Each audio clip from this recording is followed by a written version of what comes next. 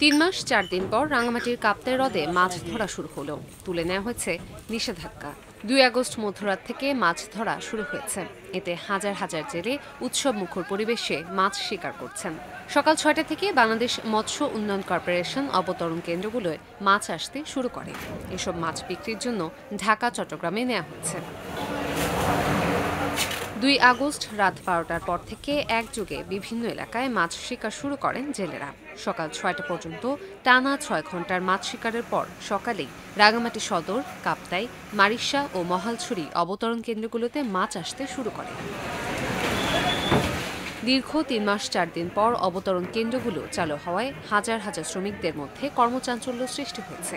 অবতরণ কেন্দ্রে আসা মাছগুলো মাপঝোপ করে প্যাকেট করা হচ্ছে। এসব মাছ গাড়িতে তুলে পাঠানো হচ্ছে ঢাকা, চট্টগ্রামে। কাপ্তাই হ্রদের কাট্টলি বিল, সুবলং, বরাদম, কাইন্দে সহ বিভিন্ন এলাকা হাজার হাজার জেলে আনন্দে ও উৎসবমুখর পরিবেশে মাছ শিকার করছেন।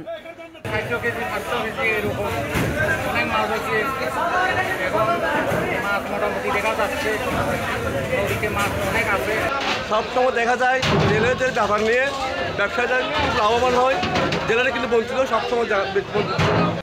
সকাল ৯টার দিকে রাঙামাটি বাংলাদেশ মৎস্য উন্নয়ন কর্পোরেশনের অবতরণ কেন্দ্রে চোখে পড়ে একের পর এক ইঞ্জিন চালিত নৌকা ভিড়ছে ঘাটে।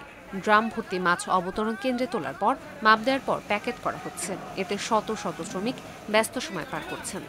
মাছের আজকে যে সাইজগুলো দেখলাম, যে মাছগুলো মনে হয় আর একটু 15 দিন বা একটু বেশি সময় পেলে মাছগুলো আর একটু বড় হওয়ার সুযোগ পেত। তো আমরা ধরে নিচ্ছি যে অসুবিধা হবে না খুব একটা, যেহেতু আমরা সময় বেশি পেয়েছি।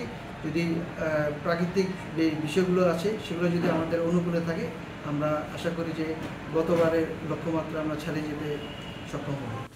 বৃহত্তর কাপ্তাইয়ে কার্প জাতীয় মাছসহ প্রাকৃতিকভাবে জন্ম নেয়া মাছের বংশ বিস্তারের জন্য ১ মে থেকে ৩১ জুলাই পর্যন্ত কাপ্তাই হ্রদে সব ধরনের মাছ শিকার, বাজারজাতকরণ এবং পরিবহনের উপর নিষেধাজ্ঞা জারি করে জেলা প্রশাসন।